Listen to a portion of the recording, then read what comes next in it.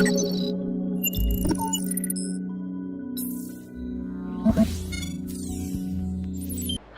selamat pagi, selamat siang, selamat sore buat teman-teman viewers Kanal 3 yang sedang menyaksikan episode Melek Hukum kita kali ini. Nah, hari ini saya kedatangan dua tamu spesial saya ya, yang kece-kece jali. Kenalin Mbak, siapa? Nama saya Dwi Anita Daruherdani. Saya kebetulan lawyer dan saya juga konsultan haki terdaftar. Oke, satu lagi. Halo, Veronica. Saya juga konsultan hukum, sama seperti Dwi Anita. Halo Mbak Ani. Hai. Nah, teman-teman viewers, jadi kali ini Mbak Dwi dan Mbak Vero akan berdiskusi nih. Nah, diskusi kita kali ini tentang apa sih kira-kira? Hak cipta ya? Kayaknya Hak lagi cipta ya. rame nih. Oke, hak cipta. Nah, teman-teman mungkin sering nih ya menyaksikan video, terus udah gitu lagu-lagu yang sedang diaransemen ulang gitu. Implikasinya seperti apa sih? Mungkin kita cerita sedikit dulu nih, Mbak Vero akan menjelaskan deh cerita. Mbak Dwi dulu ya? Oh, Mbak Dwi dulu boleh. Nah, gimana nih? Oke.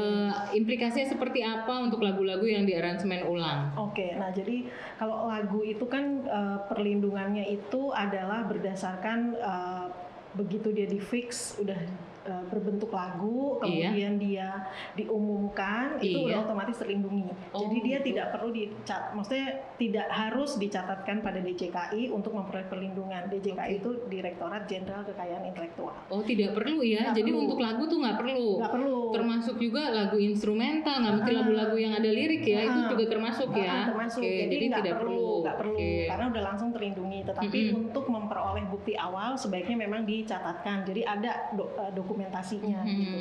Nah, kemudian tadi kalau membicarakan masalah lagu yang diaransemen ulang atau misalnya lagu Korea kemudian diterjemahkan ke Iya, Indonesia, ini kan lagi sekarang musim. lagi Korea banget nih. K-pop di mana-mana. Betul. Nah, jadi kalau untuk lagu-lagu yang diaransemen ulang Iya. berarti arrangernya itu juga punya hak sendiri, hak cipta sendiri atas aransemen barunya. Iya. Tapi tentunya dia di dalam melakukan aransemen ulang itu dia harus ada izin juga dari si pencipta lagu atau pemegang hak cipta. Begitu juga kalau misalnya dia diterjemahkan ke dalam bahasa Indonesia, misalnya lagu Korea di bahasa Indonesia, karena itu dia juga punya hak cipta juga atas ciptaan berbentuk lagu yang dalam bahasa Indonesia gitu. Tapi iya, dia iya. juga untuk pengumuman dan sebagainya dia harus ada izin dari si pencipta yang pertama gitu. Kira-kira Jadi mesti ada izin ya. Iya, Nah, terus pengalamannya Mbak Vero nih untuk kasus-kasus nih kan kadang-kadang kan ada lagu Korea di Indonesiain, ada lagu Indonesia di Koreain. Itu gimana ya?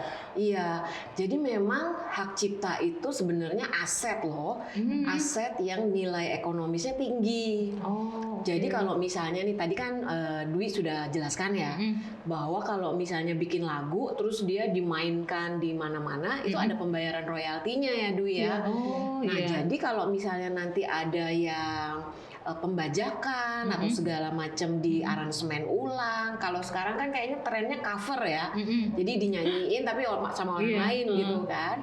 Nah itu Lebih ngetop lagi lebih kadang-kadang. ngetop lagi. Nah jadi itu yang tadi Mbak Dwi udah jelaskan, Iya. bahwa sebenarnya dia ada nilai komersial tuh yang harus dia bayarkan ke pemilik hak cipta, kayak lagu, film ya kan ada tuh beberapa film Korea tuh yang di versi Indonesianya kan. Jadi untuk yang didaftarkan akan mendapatkan royalti. Tapi kalau nggak didaftarkan jadi nggak dapat atau gimana? Enggak, tetap dapat juga itu tadi karena kan perlindungannya berdasarkan pengumuman ataupun fixation dalam bentuk tertentu tadi yang bisa. Jadi siapa nih yang membayarkan ke si pencipta?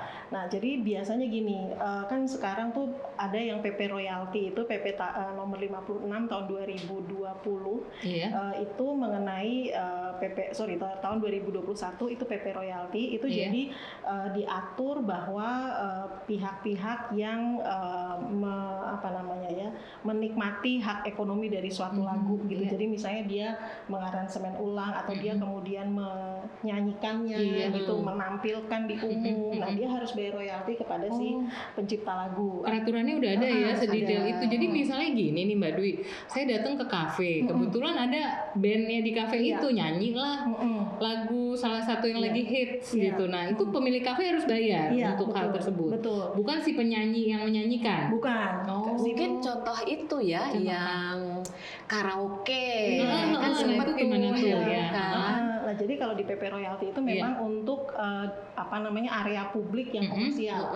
Jadi misalnya kafe, kemudian restoran, hotel, bioskop, even kantor pun. Kalau misalnya kita di kantor, misalnya ada nada tunggu, kemudian misalnya di lobi juga diputar lagu, itu ada royaltinya yang harus dibayarkan. Di rumah sakit pun begitu. Jadi ada lagu-lagu yang diputar itu harus membayar royalti. Jadi ada apakah negara memang menyiapkan petugas yang mengecek keberlanjutan aktivitas seperti ini tuh ada ya, berarti ada pengawasnya. Nah, jadi berdasarkan Undang-Undang Hak Cipta itu ada yang namanya Lembaga Manajemen Kolektif Collecting Society, LMKN, Lembaga Manajemen Kolektif Nasional. Nah, jadi dia ini nanti yang bertugas untuk mengawasi lah, kurang lebih begitu. Nah, nanti ada yang LMK biasa, jadi yang bukan nasional. Kalau nasional itu kan memang dibentuk oleh pemerintah. Sementara ada nanti LMK itu yang nanti dia akan memantau. Jadi misalnya LMK tuh ada misalnya WAMI, kemudian ada yang lain lah, misalnya untuk yang lagu-lagu dangdut itu mereka akan mengawasi tuh siapa campur aja sari gitu ya. Jadi apalagi siapa kan aja. Apalagi lagu-lagu daerah kita tuh kan banyak banget ya. Betul. Itu memang seharusnya memang sudah ada yang mengkompil, ngumpulin, monitoring, dan pastinya kan apalagi mengingat wilayah Indonesia ini luas banget gitu loh. Kalau di Jakarta aja bisa kelolosan, apalagi di kota-kota lain. Tapi ada pertanyaan saya nih, kalau memang ada dispute misalnya antara permasalahan hak cipta ini, itu di pengadilan mana ya biasanya ini dilakukan? Kalau dispute mengenai hak cipta, baik pelanggaran, pembajakan dan sebagainya, itu di pengadilan niaga. Tapi kalau perdata ya, kalau perdata di pengadilan niaga. Tapi kalau kriminal atau pidana itu tetap di pengadilan negeri. Gitu. Nah, pengadilan niaganya ini ada di kota-kota mana aja ya? Sampai sejauh ini pengadilan niaga di Indonesia ada 5. Jadi ada 5, baru 5 kota. Jadi pengadilan niaga yang ada di Jakarta itu di Pengadilan Negeri Jakarta Pusat. Kemudian ada pengadilan di niaga di Medan, Semarang, Surabaya, dan di Makassar. Hanya di 5 kota besar itu ya. Jadi di tempat terdekat lah nanti kalau ada terjadi.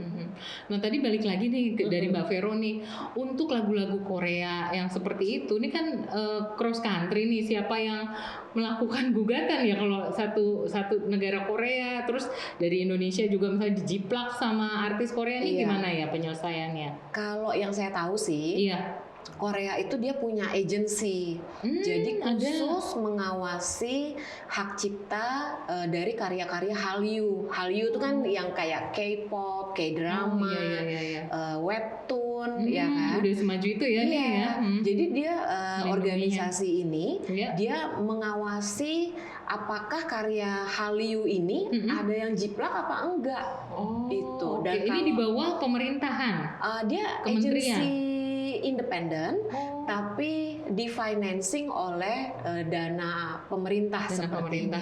Tapi dia bukan bagian dari pemerintah. Karena mungkin negara maju sih ya. Jadi dia udah ngerti bahwa itu aset mahal ya. Bener. Kayak misalnya lagu Keroncong ya, itu kan aset Indonesia ya yang harusnya diprotek. Nah, kalau di agensi ini kebetulan kantor kita tuh ditunjuk untuk secara reguler monitoring karya-karya Hallyu ini yang siapa tahu ada domain-domain yang menyebarkan tapi nggak bayar ke Koreanya. Oke, teman-teman viewers, ini sangat menarik ya diskusi kita hari ini. Jika ada pertanyaan, jika ada komen, atau jika ada saran, bisa langsung tulis di kolom komen kami. Jangan lupa untuk like, komen, dan subscribe. Terima kasih ya Mbak Vero dan Mbak Heni. Oke, bye.